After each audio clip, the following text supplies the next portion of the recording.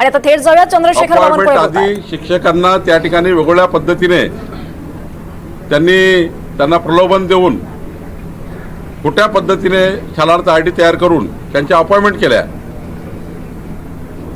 त्यांना अजून कुठल्या प्रकारचं गंडवलं असेल ते मला माहिती नाही, कारण अपॉइंटमेंट करताना तुम्हाला माहिती आहे काय परिस्थिती आहे शाळेमध्ये. एखादा शाळेत टीचर लागायचं असेल तर ते अपॉइंटमेंट करण्याच्या पूर्वी काय काय होतं ते वेगळी परिस्थिती आहे. काही तर लोकांनी लोन काढले आहेत, 25-25, 30-30 लाख रुपये लोन काढले आहेत, ते लोक या ठिकाणी आहेत. पण ज्या संचालकांनी गुन्हा दाखल केला, ज्या संचालकांनी बदमाशी केली आहे, यांच्या सर्वांच्या प्रॉपर्टी स्विच केल्या पाहिजे सरकारने. मी आता बोललो शिक्षण मंत्र्यांनी, मी उद्याही बोलणार आहे. या सर्वांच्या प्रॉपर्टी स्विच केल्या पाहिजे, या सर्वांच्या प्रॉपर्टी लिलाव केल्या पाहिजे.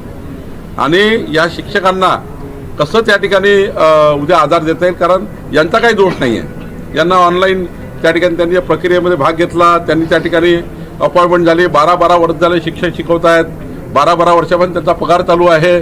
अशावेळी मात्र शासन त्यांना काही वाऱ्यावर सोडणार नाही.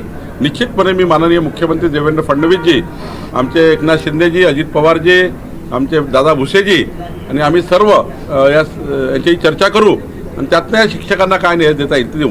आज दुसरं डीपीडीसीची बैठक, बहुप्रतीक्षित बैठक, निधी आलेला आहे काय? 1200 कोटी रुपये यावर्षी माननीय मुख्यमंत्री देवेंद्र फडणवीसजी, एकनाथजी आणि अजित पवारजी यांनी नागपूर जिल्ह्याकरता दिला आहे.